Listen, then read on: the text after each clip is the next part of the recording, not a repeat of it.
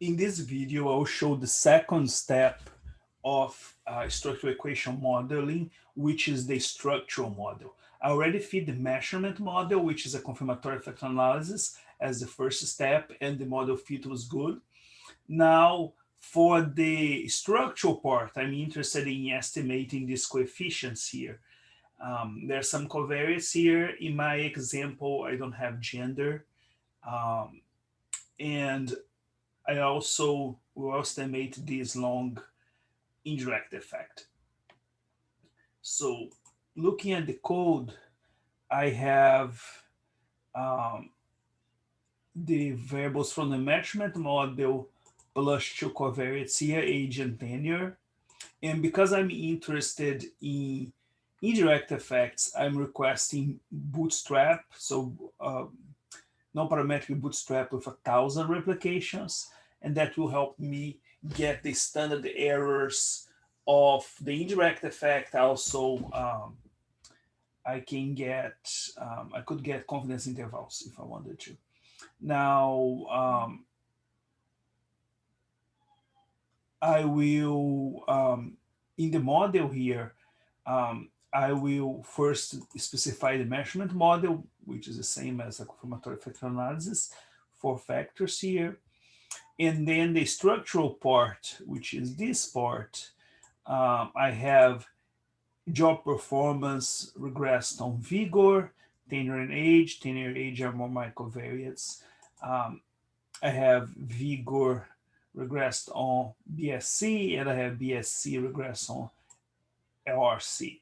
And then for the longer mediation path, I want an indirect effect from LRC, which is the exogenous variable, all the way to job performance. So that includes two mediators, and the mediators are vigor and BSC. And here for the confidence intervals, I want BC bootstrap, bias corrected bootstrap. Okay, so I'll save this, and so it's taking a while because it's doing bootstrapping, so it's running the analysis 1,000 times. Okay, it's done. Um, and here I have first number of observations 290. I have 16 dependent variables, which are the indicators, 2 independent variables, which are the covariates, and 4 continuous latent variables. Okay, was fit with maximum likelihood, which is the default for continuous data. Let's look at model fit. Um, Model fit,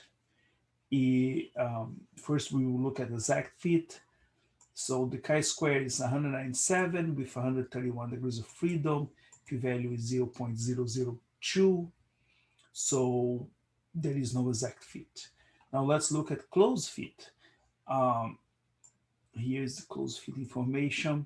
Root mean squared error is 0.042, which is less than 0.05. The confidence interval includes 0.05, and the significance test against the hypothesis that's less than 0.05 is not significant. So we hold the hypothesis that's less or equal to 0.05. The CFI and TLI are both greater than 0.95, so this is, fits even a more strict with Mantler criteria of 0.95. SIMR is less than 0.08, so it's good.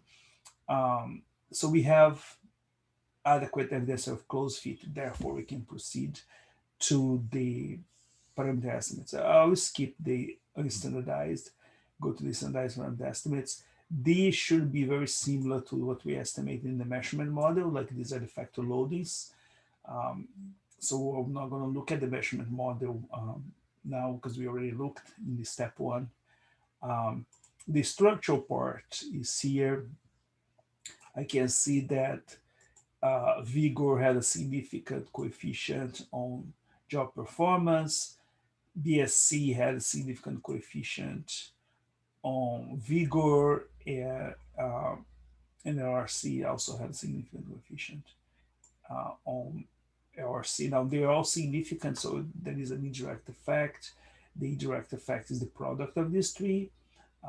So I'll use model indirect to calculate that product. The the covariates did not have a significant effect on job performance, um, as you can see from the p-values here. Neither are statistically significant. Now, there are intercepts here that I can ignore. These are not very interpretable. Um, and I will look, we have residual variances, but I'd be interested in the R square, particularly the R square of the latent variables. So this is the percentage of variance accounted for. You can see kind of reduces. Um, the BSC is the most, is almost 20% here.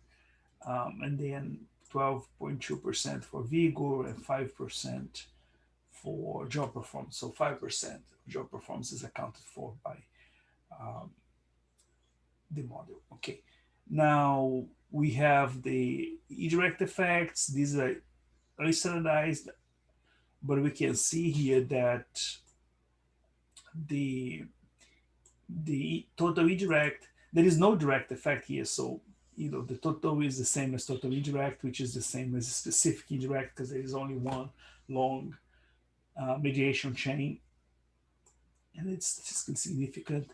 We look at the standardized coefficient. So the indirect effect from LRC to job performance going to BSC and vigor is 0.032. It is statistically significant. So this would be, one standard deviation change in LRC corresponds to an expected 0.0332 standard deviation change in job performance. We have here confidence intervals. We take from bootstrapping. Um, Confidence intervals for standardized model results. That's all. So that's the results of the structural part of the model.